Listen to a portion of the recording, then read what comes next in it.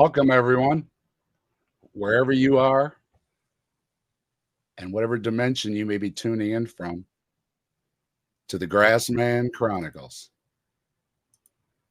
We are your hosts. Look at the trees. What's up, gang? Good to see you. And I am Dave from the Captive Desk. And here at the Grassman Chronicles, we will be exploring the claims of cryptid, alien, and other unworldly encounters, and the folklores and mythologies that grew around them as they are retold around the campfire. In this episode, we will be taking a look at what is known as the Ohio Grassman. Is it a missing link, a shape-shifting ancestor, an interdimensional being, perhaps a black bear with a sore foot? Explore with us at the Grassman Chronicles. But before we get to our first Grassman story, Trees, if you would be so kind to explain to the audience what a Grassman is. All right, Dave. The Ohio Grassman is speculated to be a subspecies of Sasquatch. The Grassman is steeped in much legend and folklore around these parts, anyway. The first sighting was August 1978 in Minerva, with the last sighting seemingly in November 2022 in Salt Fork. Is there a missing hominid link in Salt Fork? Are there a breeding population of elusive primates roaming the forests of Ohio? Does Grassman transcend space and time?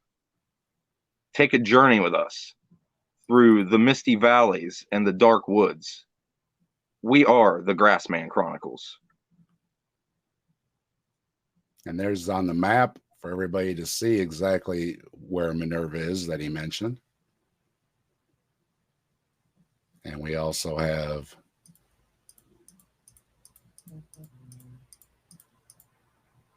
a map of Ohio here. And I wanted to point out that one of the reasons that Ohio has so many sightings is we have a lot of forest. People don't realize, but when you get into the southeast over here, there is a lot of forest.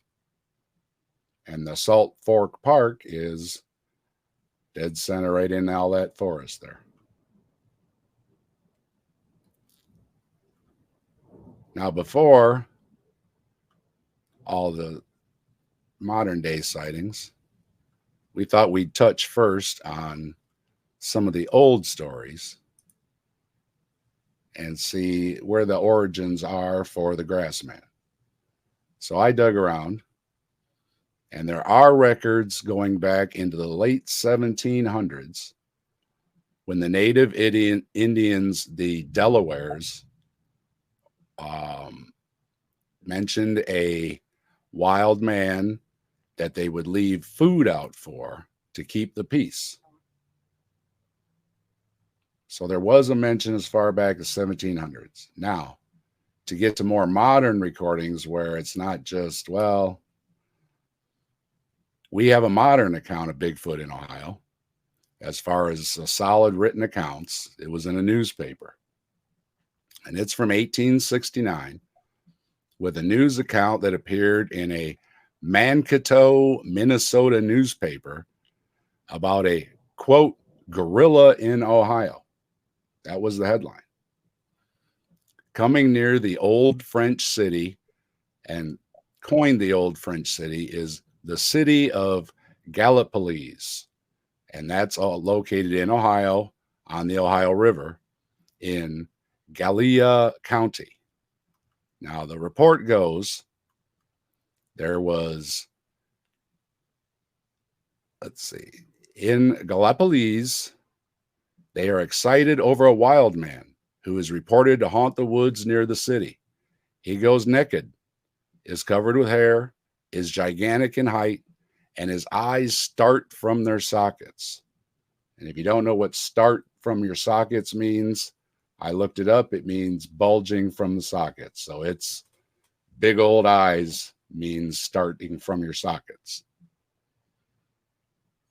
Now, a carriage supposedly containing a man and daughter was attacked by him. He is said to have bounded at the father, catching him in a grip like a vice, hurling him to the ground, falling on him, and they endeavored to bite and scratch and fight it out. And just as everything was going on, the daughter picked up a rock, hurled it at the head of the attacker, hit him about the ear. And that ended the attack, and the attacker wandered off into the woods.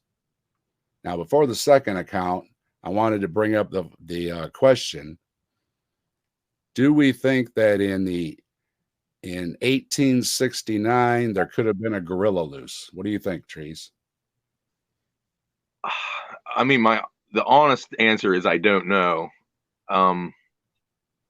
It could be. I mean, I don't know if there were like a lot of zoos around here back then, or if maybe something could escape from a zoo or a circus or something.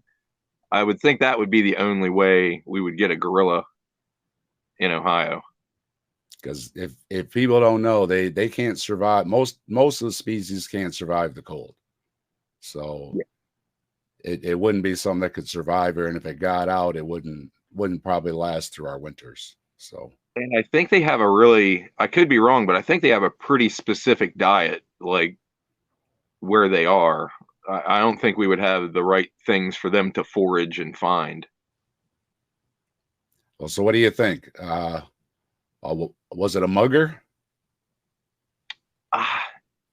Like plus back in the 1800s or 1869, right after the Civil War, after the Civil War, close to maybe some sort of fur clothing that maybe we're not aware of, or something that could have looked like a fur coat, like maybe a buffalo hide or a bear skin, something like that they're using like a tracker would wear or something. Yeah. Something like that, and maybe it just looked, I'm thinking it sounds like a mugging to me, because usually somebody, in a carriage, the father and daughter, they probably look like an easy target, had money. Yeah. Well, I was also thinking how they almost described a hip toss, like a judo move. You know what I mean? Like he said, he wrapped his arms around him and like threw him onto the ground and landed on top of him. Like that's like a hip toss that you would do to someone. Like it almost sounds like they were describing like a wrestling or judo move. So it sounded accurate in the portrayal of the scuffle.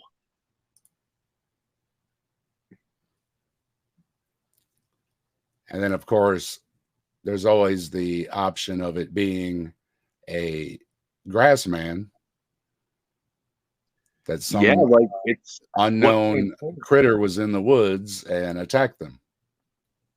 It's like, is Sasquatch a subspecies of Grassman, or is Grassman a subspecies of Sasquatch?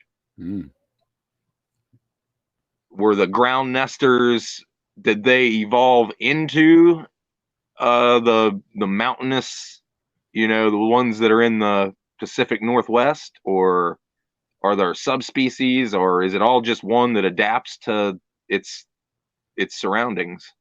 Now we'd have to get an expert like Erica or somebody, but as far as I know, most primates other than humans are just not in the cold climates, other than Bigfoot in the Northwest.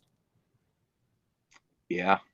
Well, because even the snow monkeys hang around the hot springs, don't they? Yeah, they do. Yeah, I don't know. I'm not as well versed, obviously, as Gutsick Gibbon would be. Yeah, we're not primatologists, but if you're listening, Erica, let us know. All right, now the second account in the same period is, let's see, let me scroll down.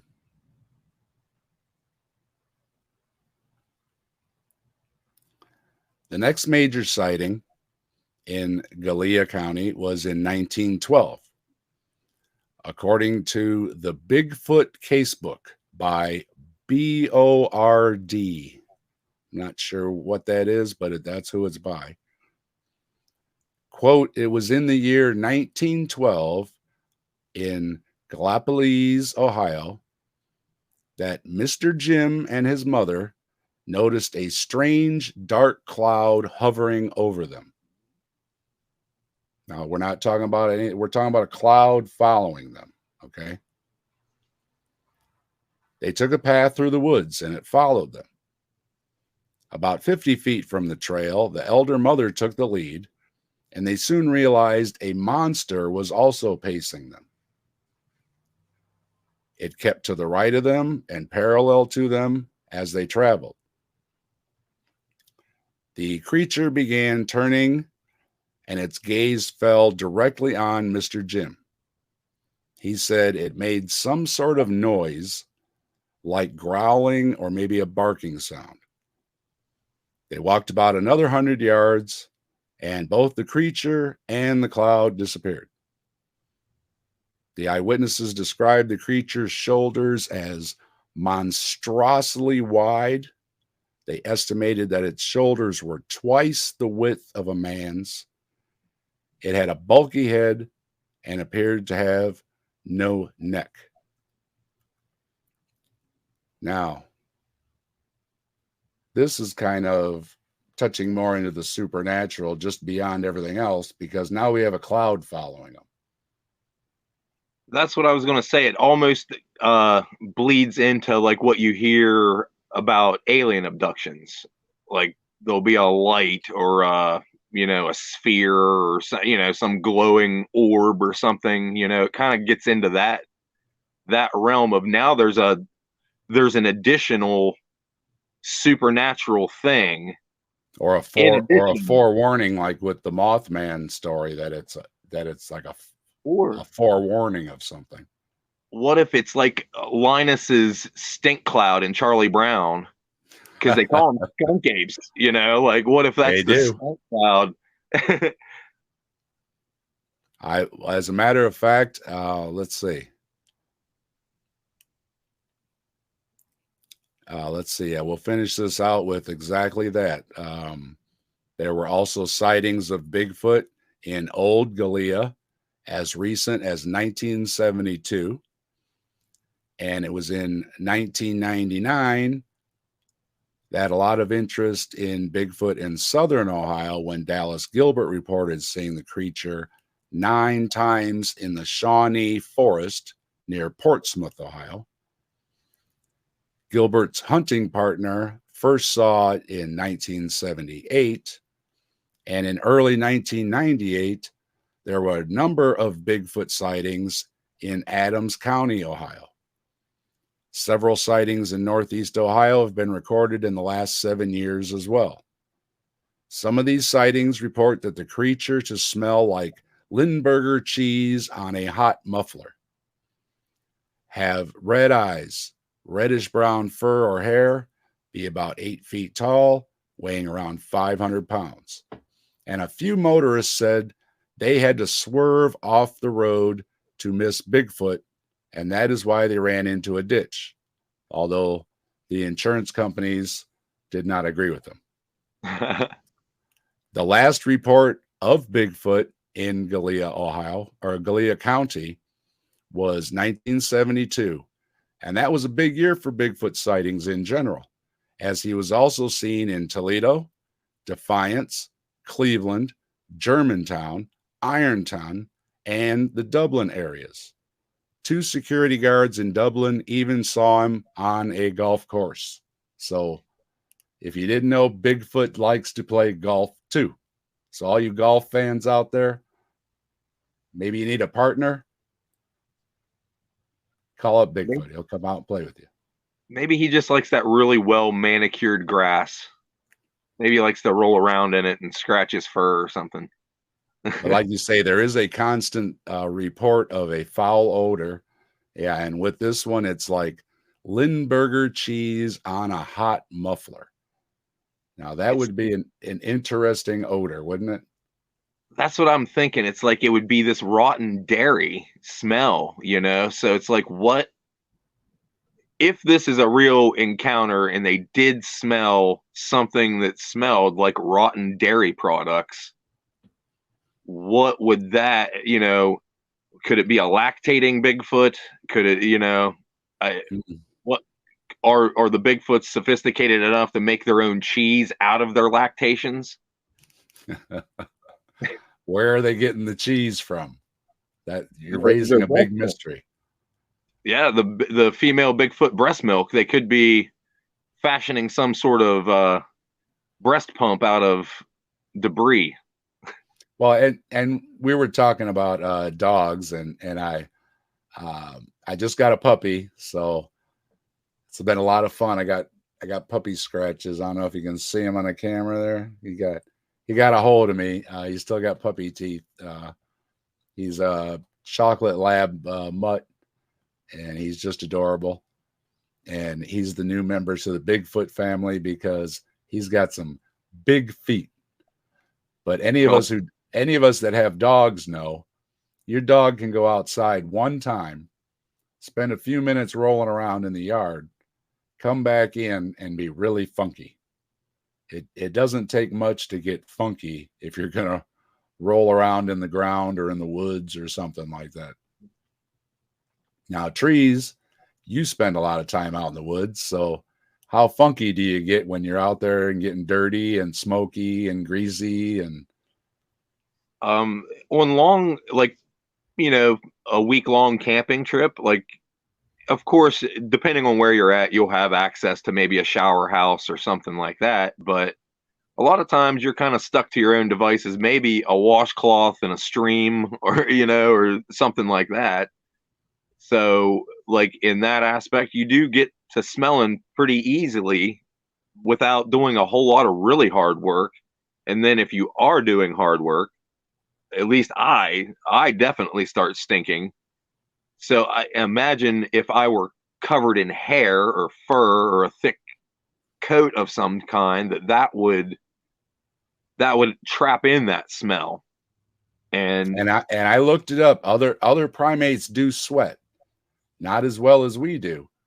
But if it is some kind of a primate, it does sweat, and that will, that mixes in with everything and the dirt and everything, and just adds to it. and not to mention signaling to a mate. They may emit different smells to Ah, attract a mate. I didn't even consider that some kind of a scent gland thing like other animals use to Yeah. spray a tree or whatever with. That's a good point. I hadn't considered that. Yes. So what is our conclusion on the first story then? Can we just say that the first one could be From a the 18th. mugger in a trapper outfit, and the one in the woods, I think we're gonna have to put in the supernatural realm because of the cloud issue. Wouldn't you say? Yeah, I would say the hovering cloud, and what wasn't there something else? There was the cloud, the being that they saw, and then I thought there was something else. That it the one time they met gazes, and Oh, the it eyes. it made a vocalization. Oh, yeah, yeah. See, that I found interesting too because its vocalization is not like what you hear of modern Mhm. Bigfoot hunters. Like, because they said it growled and sounded like a dog.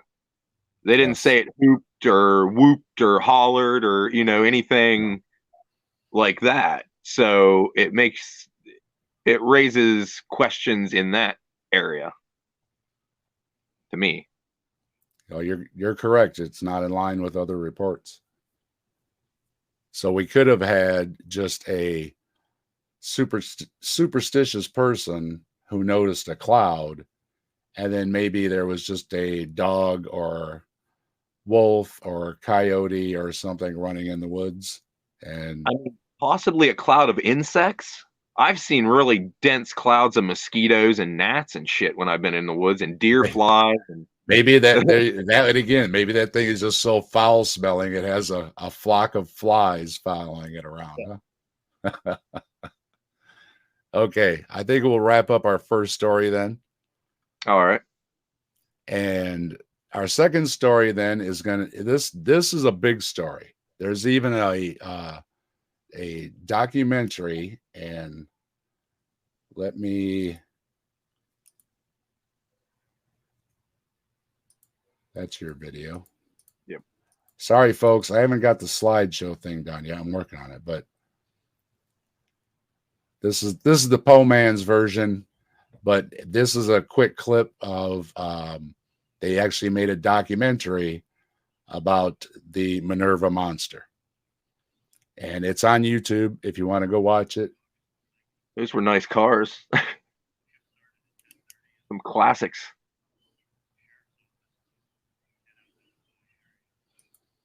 So I don't want to play too much of it just in case. Right. But it's all on YouTube. You can look it up. This is the trailer. They have the movie, and there's a couple other knockoffs about it that are out there too. So you can look it up. That's a story from the Akron Beacon Journal as well there. Yep. And let me find the picture here. Which one is this? That's Salt Fork. We don't want that one.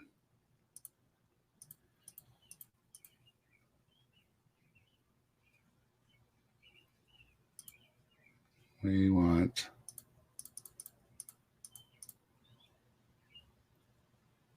maybe this one. What are we looking for? There we go. That says Minerva, right? There's the Minerva. Okay. Yeah, I believe so. There's our Minerva map. Okay.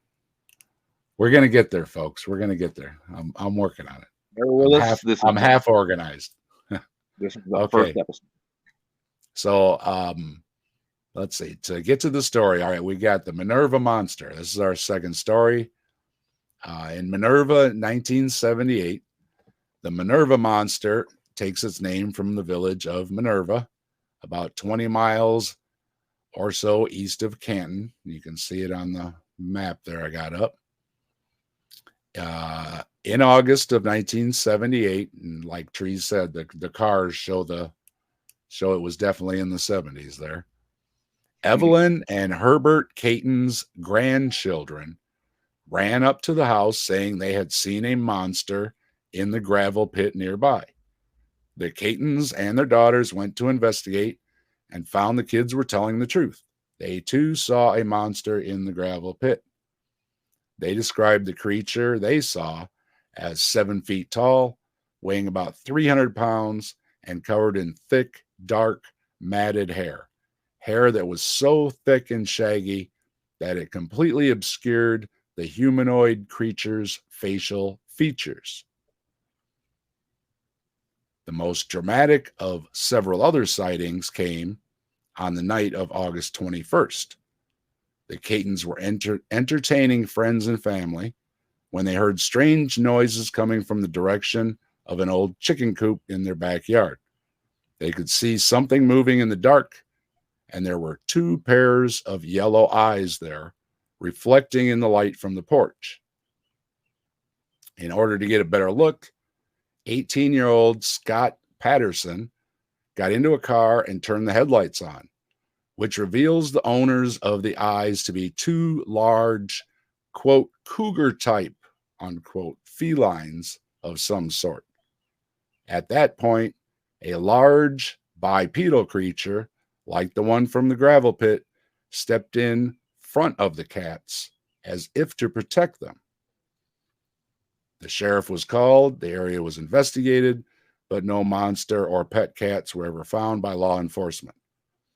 Although the Catons and others in the area continued to see the monster, sometimes accompanied by a pair of what were variously described as cougars or mutant cat-like creatures, or smaller versions of itself going about on all 4s. The rumors of the activity east of Minerva actually began surfacing in early July and early August 1978. And oh, wait a minute. I already hit that part. And let's see. What was I at? There we go. And then they did the documentary, and Ron Schaefer and associate Earl Jones interviewed the Catons on 2 separate occasions. During their second visit, they backpacked and spent the night in the upper woods looking for physical evidence. They came up with no evidence, nor did they witness anything unusual. So, apparently, it only shows itself to the Caton family. What do you think about that, Therese? The most striking thing to me is the claims of, it's always the extra claims that get me. It's like it's got two cougars with it now, that it's like, or it's minions, or it's their protector, or and then that leaves me to wonder, like, who's in charge? Are the cats in charge? If And this continues. There are other stories too about demon cats with different I think maybe Orange Eyes has demon cats with him or something. Well, and there is a lot of large cat reportings that happen around here, and I've actually seen what I thought was a mountain lion around here, but I'm on the farther eastern side in Appalachia. So there are mountain lions around, but it's rare to have them around here. So, but I'm 90% sure that that's what I saw. It ran across the road in front of my car, but kind of getting off topic there. But well, as far as chicken coops go, a lot of things raid chicken coops, and if you shine a light on them, you're going to see eyes, right? That would make sense to see maybe bobcats, or I suppose to adolescent cougars. I mean, shit, if looking for an easy meal, they found a cage of chickens and are trying to get their way in there, and then maybe the human factor, because maybe the cats were real. Maybe they saw bobcats, maybe their eyes got big and they thought, oh, now the story grew from there, right? Right. Or maybe it seemed bigger than what it was, and scared them. And then they maybe started hallucinating, or you never know. When you get super scared, your brain might start playing tricks on you. But just so everybody knows, we don't have a lot of cats running around Ohio either. So yeah, they're rare, and especially you would probably find them closer to West Virginia. Like, you're going to find them more around that area, because that's where the black bears and different animals will cross the Ohio River over into this region a little bit, but they very rarely extend into central Ohio. And they're not really eating chickens either, are they? I wouldn't think. A lot of them don't see everything I've ever seen along those lines. Didn't seem to want to see me very long. They wanted to get away. Like, they weren't sticking around real long. Especially if you put the lights on and everything. And yeah, I could see maybe if it has some sort of paralyzing effect, like on deer or something, like, because a lot of times your headlights just like dazzle like certain animals, but it seems like it's usually prey animals. Like, but then you have the problem of everybody else that came out there. There's no trace of it. There's no tracks of cats. I mean, you figure those guys and those hunters and everything, if they saw some kind of a cat track that was out of place, they would have recognized it right off, and they didn't see anything. Yeah, and they didn't say that they got any of the chickens or anything, but like, if there was an actual ape that was working in conjunction with 2 wild cats, that ape could tear apart a chicken coop. It could get to the chickens. So I would think you would think they would have walked out into that scene, an ape ripping some chicken wire and the cat's getting the chickens, or something along those lines, more But that than I don't think that would ever happen actually in the oh, wild though. no, Those absolutely kind of not. collaborations just aren't seen on that kind of scale. No, interspecies cooperation is either so rare or non-existent that we just don't really see it that often. So we're left with back to why is it only this family? Is this family haunted by a monster or type thing? Because it doesn't seem to uh, leave a trace. And when, even though they say that it keeps showing up, because these are repeated things, it keeps coming back to their house, the same house, when anybody else is there, and they even spent the night camping, and I'm sure they had cameras and everything. Yeah. Nothing. There's nothing when anybody else is around. Oh, I think I just misspoke because I now kind of remember hearing that baboons were starting to use dog, or like kind of domesticate dogs in a way.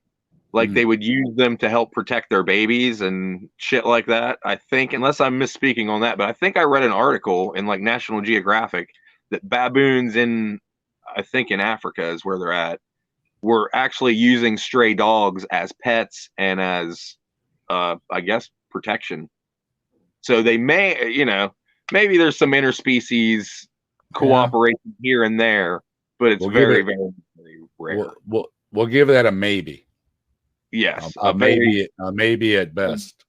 very slim maybe.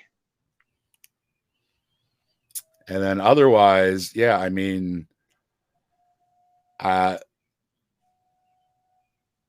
maybe again that when the guy showed up and wanted to make the documentary, they had to make it sound more than it was. Well, I've heard a lot of different people on podcasts talk about, like famous people in movies and stuff, talk about, oh, the script was this way, and then the director got a hold of it and he chopped it up or did whatever and put his little twist here and his little twist here, and now it looks stupid in this part, and the thing don't look real over here because he insisted on using this one thing. You hear that all the time. So maybe this dude came there with a a thing in mind that he wanted to portray. It's possible because that my son and I did a little video on the Amityville horror, and that was the Amityville story. That maybe there was a little something spooky, but once they started talking to the writers and the movie producers, they just don't want a bump in the night. They want something to write a book or make a movie on, well, maybe there was this, and then maybe there was, and then when it came down to it, a lot of what they said were all maybes that basically got pressured out of them to make a bigger story. So even if you give them benefit of the doubt that there was a bump in the night in the house, everything else was exaggerated. Yeah, he still like executed his family, didn't he, or something like that? Though that was the original story of the house, that there was a killing in the house. The Lutzes, when they moved in, I think they just capitalized on there was a ghost in the house because people have lived there since, and it was just on the market recently. They renovated it and they changed the address to keep people from coming in, and because too many people were taking pictures and all Yeah, that kind of, and it was it's a definitely quiet little iconic. neighborhood. It was an But iconic house, like the old Psycho house. and nobody's ever had any problems, and all the reports that they claim that they had witnesses, like from the priest and the police and all that, those were all made up. There were no outside witnesses to anything that they were saying. Yeah. But it scared a lot of us. I read the book and watched the movie, and those little pig eyes coming in the dark, and it gets you. It Yeah. creeped you out, So as far as that goes, as a horror film, it was a success. But it didn't really happen. So. Okay, and then we are, let's see, right on time. In fact, we've got 2 minutes to spare, Trees. We're 2 minutes ahead. So before we get to our last story, why don't we take a quick look here and say hello to everybody? I see Carrie Ann. I see Logan. I see Brian Stevens. Glad everybody made it. Carrie Ann, Logan, Brian, thanks for joining us. Got YouTube Punk. Punk's out there. Good to see you. Pragmatic Crystal, always a pleasure. Good to see you, Pragmatic Crystal.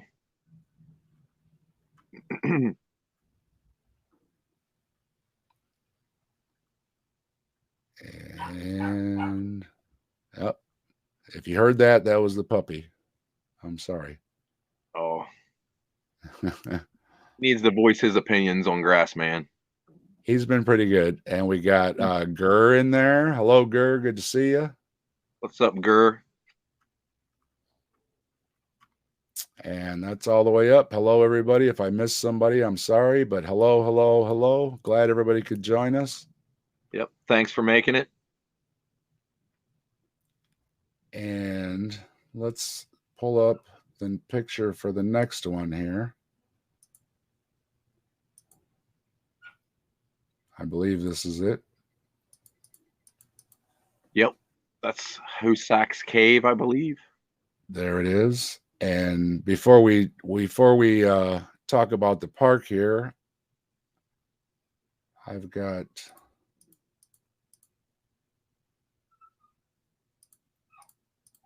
let me see here. Nope, I think I went past it. Okay. 1 second. That was it with the water. That was yours? I think. Yep. All right. This is Trees and Dingo out there in this area that we're talking about. So we'll have a quick look-see here. And don't forget, if you're not subscribed to Trees' channel, go subscribe. Link to his channel's in the description. He goes out on these hikes and he does a lot of different videos on how to build a shelter, how to build a fire, those kind of things. So go check him out. And actually on this hike, and I'll point it out when I get to it, there was a hissing coming from a big hole in one of these rocks that I was on. And I turned around and pointed the camera back at it after I crossed. I think it's right here. I'll walk across it. And I've also heard from the Bigfoot hunters that Bigfoot will mimic noises. He'll make noises of frogs and other animals. And it's right here. Dingo even looks down the hole whenever I think I turn around here and walk back.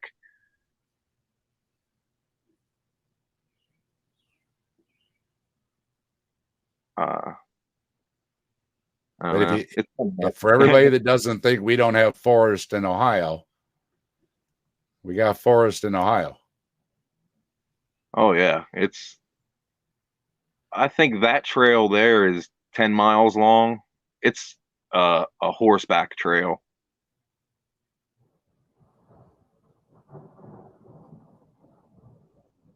And that's at the top ridge around Hosak's Cave. And that right there, I think, is the hole. Yep. Because she starts looking at it weird. There's something hissing down in there. And then I cross and I turn back around and look at it. And I was trying to see what it was. And then I thought it was a snake. So I just wanted to get away from it at that point. Probably a wise decision just in case. Yeah. Grassman might have been in there hissing at me. And I played right into his plot and I ran away. Yeah.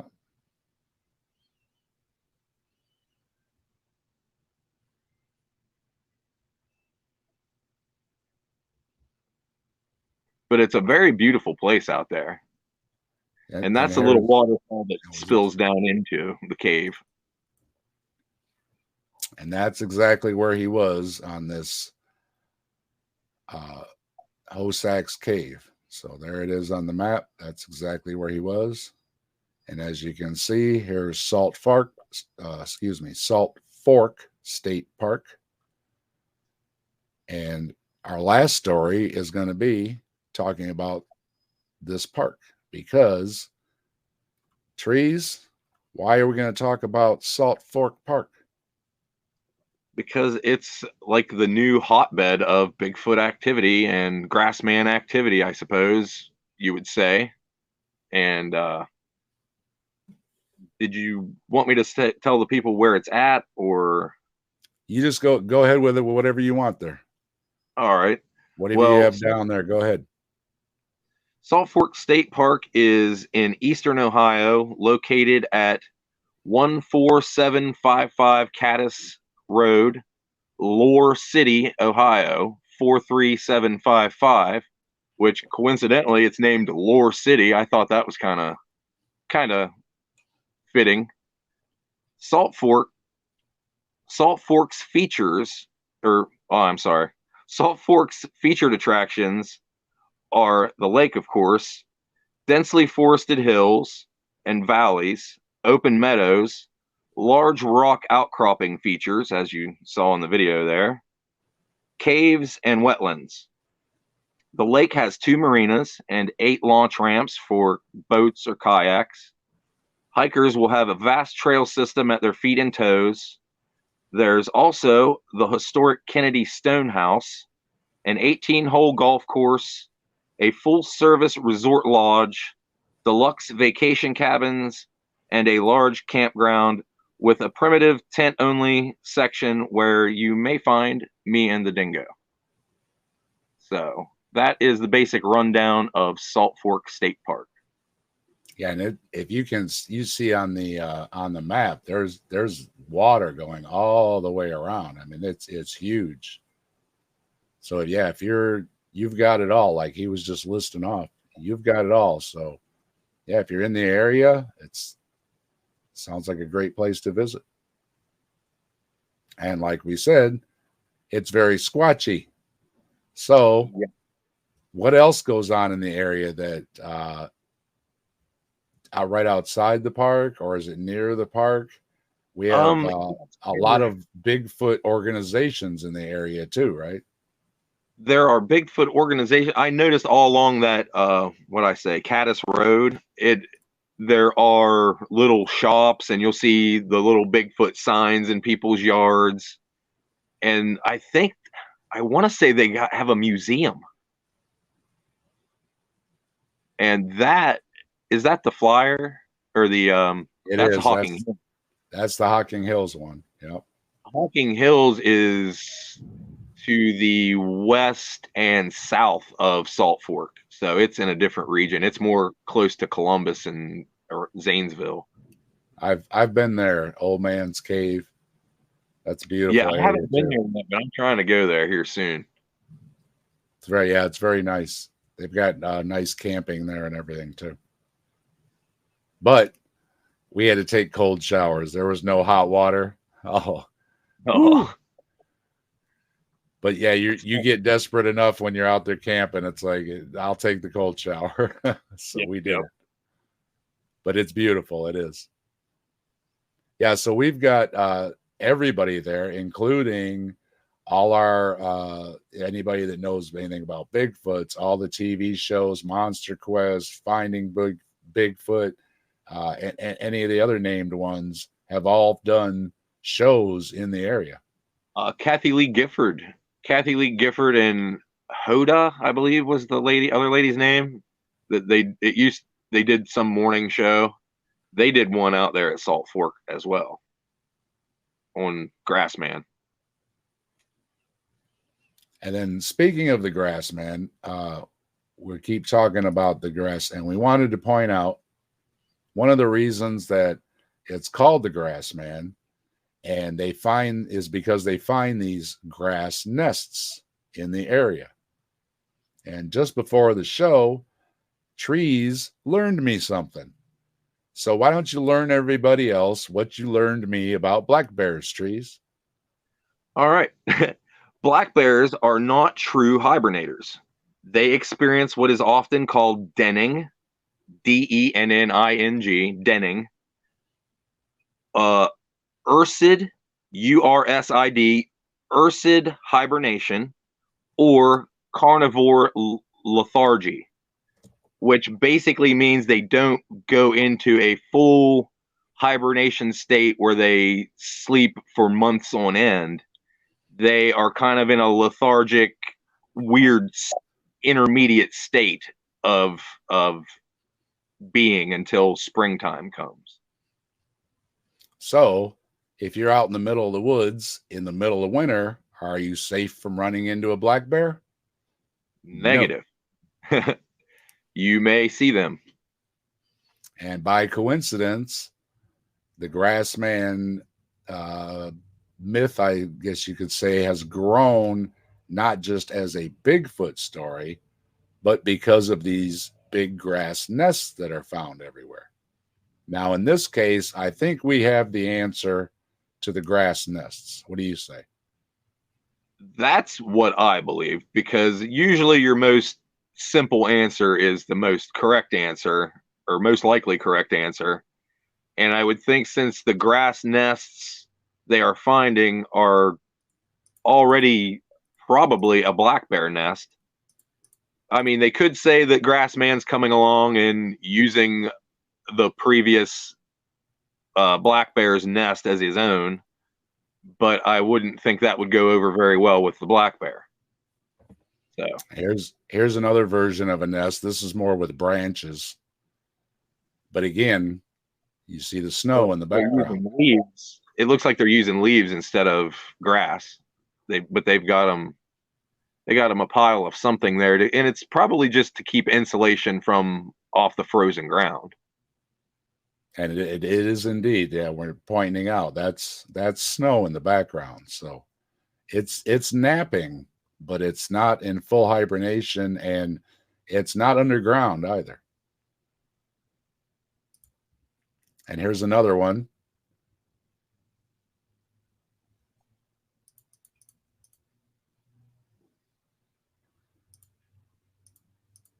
And I'll get to these pictures here in a minute, but I wanted to show this one because that's babies in there. Yep. Little baby black bears. Which I've actually got to hold a couple at a zoo before, and they are adorable. I bet they are. Little fur, well, big fur balls, I guess, yeah. Mm-hmm. So I think as far as the grass nests, I think we have just a misunderstanding because as Trees and I were discussing it, and I had no idea that black bears didn't hibernate. So maybe people just don't realize that. If a black bear, or any bear for that matter, hurts its front paws, steps on a nail, or whatever, they will walk on their hind legs. So it is not uncommon to see a black bear with sore feet walking on its hind legs. And I wanted to point this one out because it was adorable.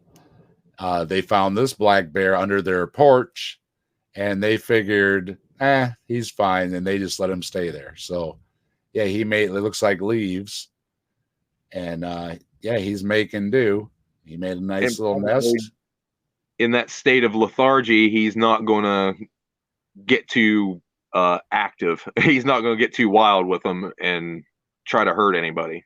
He just wants to be out of the rain. Yeah, and you still always want to stay a very far distance away from them. They are wild animals. They're cute and adorable, but they will eat you. Yes. Please don't mess with the wild animals. Even the smaller ones can be dangerous and bite you.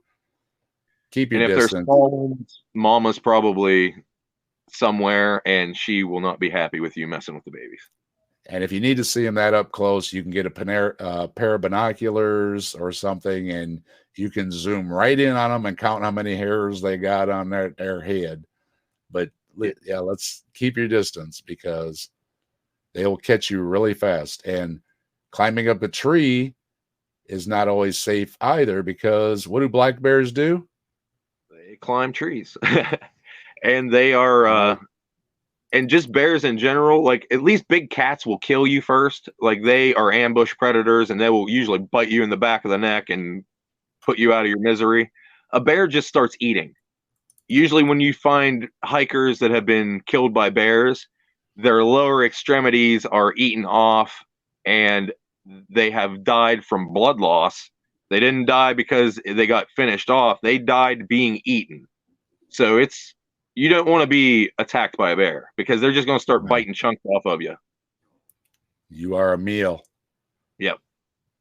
And I wanted to touch on these these are supposedly some of the best pictures of the Grassman. Now, Trees and I were looking at them a little bit beforehand, and we were saying, first of all, they're really lousy pictures, but we wanted to show them to you anyways because these are supposedly the Grassman pictures that everybody brings up. So here's one, and it's really hard.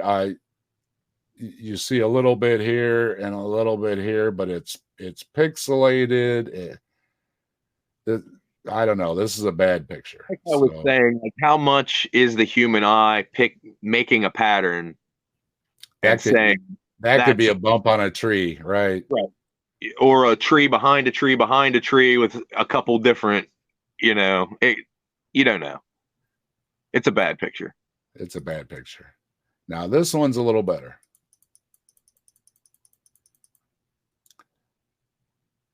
But again, it's better.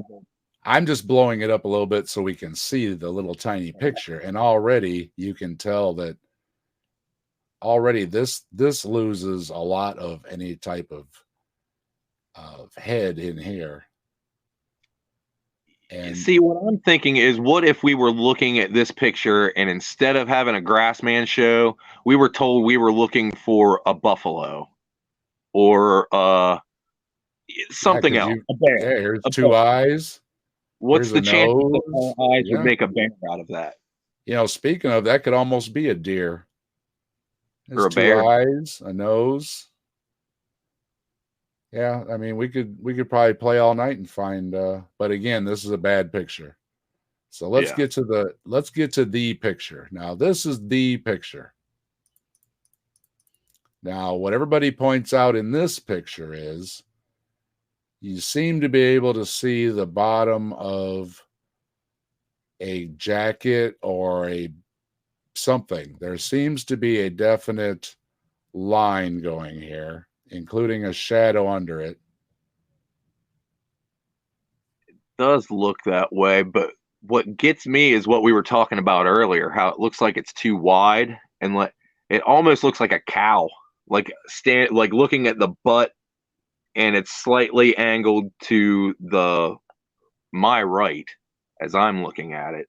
Mm. It looks like it could be standing almost in a semi-arc, like a four-legged creature would, kind of turned to one side. And then because it looks like what would be the left shoulder, if you look at what would be the right shoulder, it's too far away in a weird shape. And this definitely is, you're talking about, if these are somebody's shoulders, wow. Yeah. Yeah, I think that's a four-legged creature standing on four legs is what I think it is. And the thing that looks like a coat's just shadows or weird lighting or some shit. So you're going to dismiss that this is upright and that these are the legs here. What you're saying is no, this is just the way it looks. I think that's the back set of legs, and I think if you go to what would be the right shoulder, that's the head. Up there, yeah. I would say that's the head. And you're looking, that's its butt. The rear end. Yep, that would be its butt. And then I think its front legs are behind those trees. But you can see kind of part of it on the right side of that one tree. It looks like there may be a little bit of fur right there. Yeah. Yeah. I think that is our, I guess, best picture of Grassman. So, and I say we can take it out a little bit. And again, we're showing if this is its head, I mean, I think that's wow. that. I think that's a branch or something, or a knot in a tree or something. I don't. I don't think that's its head. I think it's how I said it was, but of course I do. But it's certainly a terrible Bigfoot picture. And so take it for what it is. That's the best picture they have. So conclusions that Trees is going to say that it just isn't what they say it is, and the others are branches.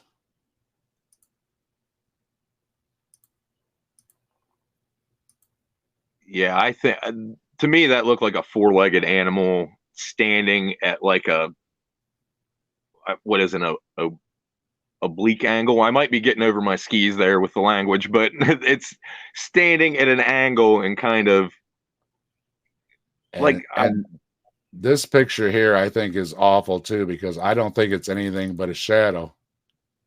it could be anything. That could be the butt of a downed tree. That's what that looks like to me. That looks like a knocked over tree, and we're looking at the root. The trees going this way. Yeah, and we're looking at the roots standing up. That's what it Yeah, looks like. and that's just a shadow. That's what I'm saying. It Yeah, so happens it's in the shape of a head and shoulders, but I think that's a downed tree. yeah, because this is obviously the ground. Uh-huh. And it would have come out right behind that. I don't see any depth.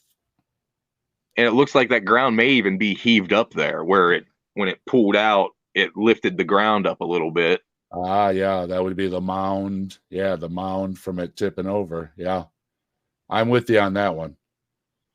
So I guess you could call this the second best picture, but I think it's a really terrible. I think this is even worse than the other one. That or it's zombie. It's a zombie coming out of the grave. Yeah, I definitely think this is nothing but a shadow. So sorry, but I don't think we have really good photos. Which all you're gonna left with is Artist renditions. What people have drawn for us. So there you go. And it looks like that was a good Christian artist, and they put a fig leaf in front of his junk. So what do you think? Is there a large primate running around in your area, or are they black bears nesting? Thus far, my prediction is it is black bears. That's what I think. I agree. I think that they just, like I told everybody, and Trees just made me aware before we started this evening. I up until literally the minute before we started the show, I would have assumed black bears hibernated too, and they don't. And they make big grass nests. So your grass man, the lethargic behavior would also lend to why people are getting pictures of them, and maybe they're usually they would run away, but in that state of lethargy, maybe they're just not so quick. Mm-hmm. That would make sense. Yes. So I think that for the large part of these sightings, we are going to say they are black bears and they are black bear nests.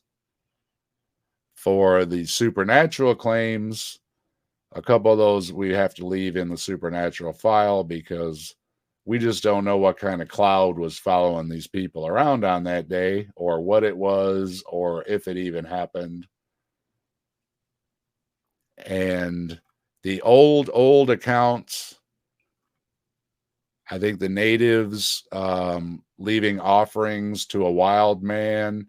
I think wild man stories have persisted always through time.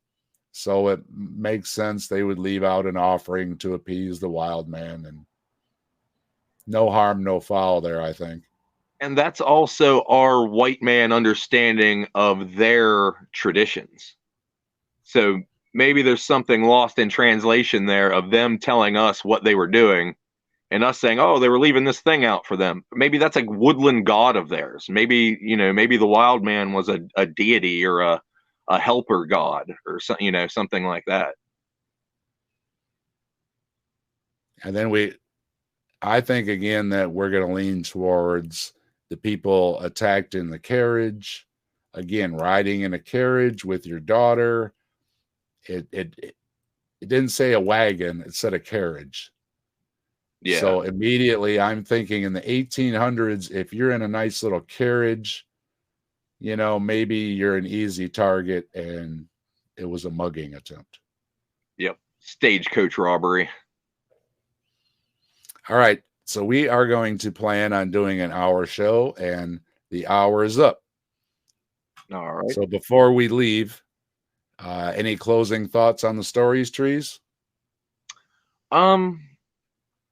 Not really. I think we drug them out into the light as good as we could here in our episode. Gotta leave more for the future episodes, I think. And like I said, if you want to watch the documentary on Minerva Man or the Minerva Monster, excuse me, it's all over YouTube. No problem finding it. Free to watch. So if you're interested, go watch it. And just as Trees mentioned, we don't want to ever run out of monster stories to talk about here at the Grassman Chronicles, and we don't plan to, because we figured we were going to cover the Grassman because it's an Ohio Bigfoot, and so that was our launch point, is the Ohio Bigfoot.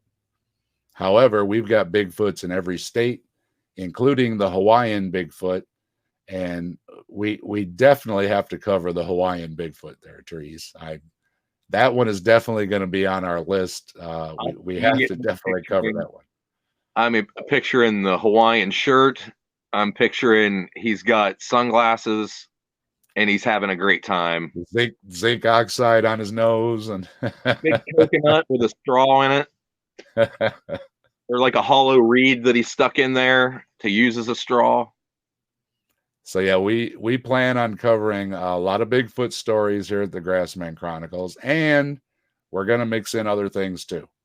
So as we go along, we're going to not just cover Bigfoots, we're going to cover Bigfoot stories, and we're going to mix in some other things too. So you'll never know what it's going to be in each episode. It will be a Bigfoot leaning, but there's plenty of cryptids out there, and there's plenty to cover. And we could just do a couple of videos on the Ohio beasties, cryptids,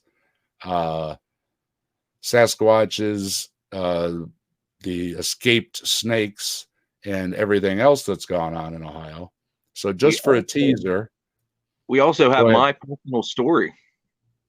And we're going to have Trees in a future episode is going to discuss his little journey and what would you call it? Encounter with Bigfoot. And you were with friends too, right? Yes. That's going to come in a future episode too. So stay tuned for that. And I wanted to mention some of these are just in Ohio before we even get to other states, before we even get to other countries, and before we get to other planets and other dimensions. Just in Ohio, we have what I already discussed is the Minerva Monster. Let's see. We've got Bessie, the Lake Erie Monster. Yep.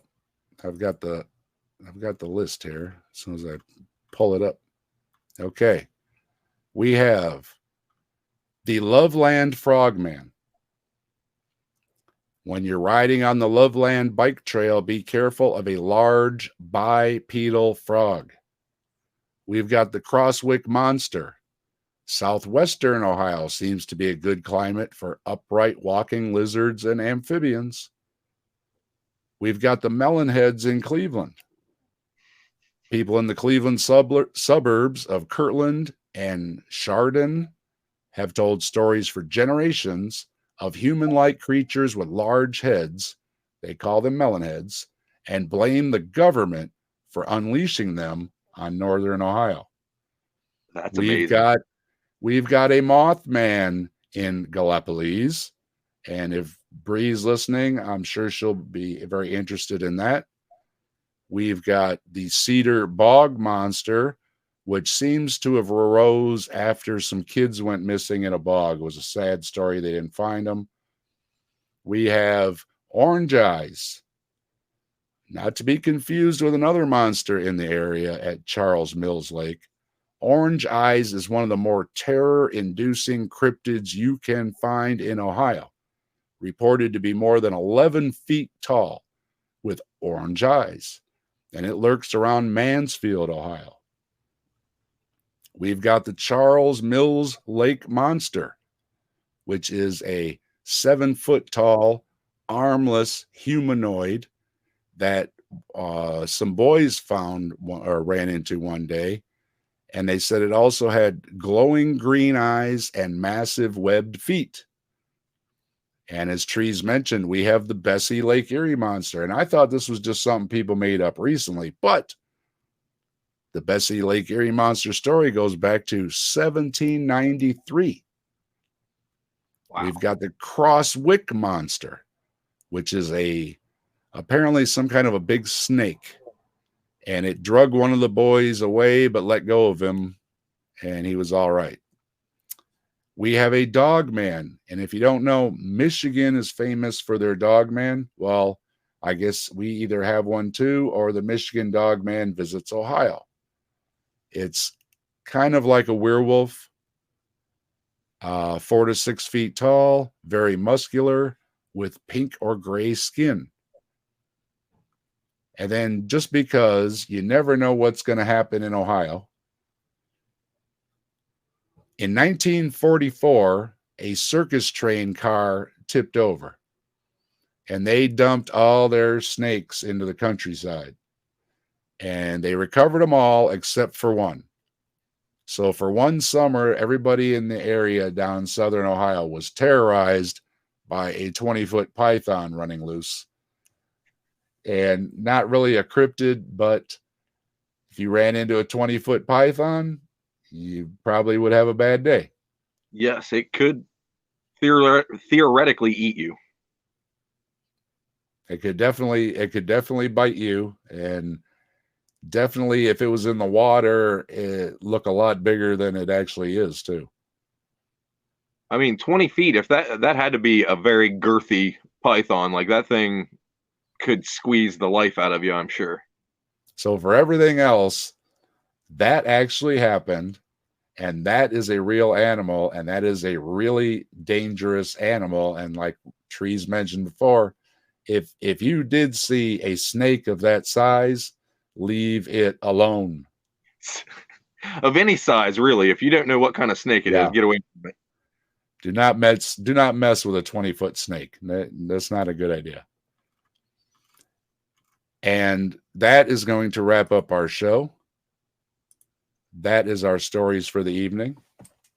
And Trees, what do you think? Any teasers on for what's to come? Or are we gonna keep them guessing until the next show? What do you think? We could tease. Maybe I will do my story on the next one, and we'll just keep them guessing for the rest. But I would like to thank everybody who showed up. I can't really see the chat, so thanks, gang. I'm glad you guys made it, and I hope you enjoyed it.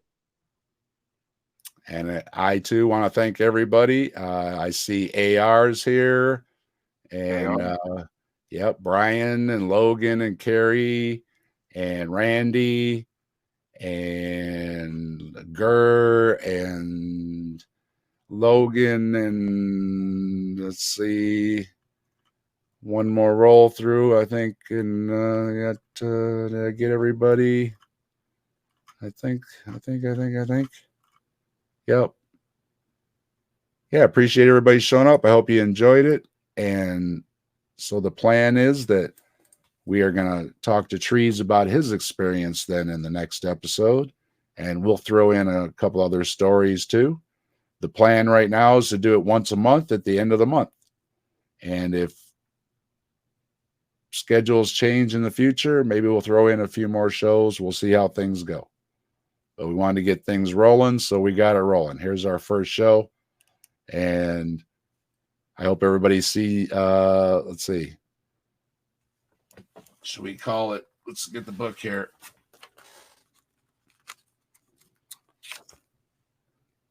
It would be the last Sunday in July is the 30th. So we're going to pencil it down for the 30th of July would be the last Sunday in July for the next show. All right. Sounds good to me. You have a good night, Trees. Always a pleasure. Thank you, sir. You too. And good night, everybody. And wherever you are and whatever dimension you are in, we were happy you tuned in tonight. And we hope to see you next time. Peace out.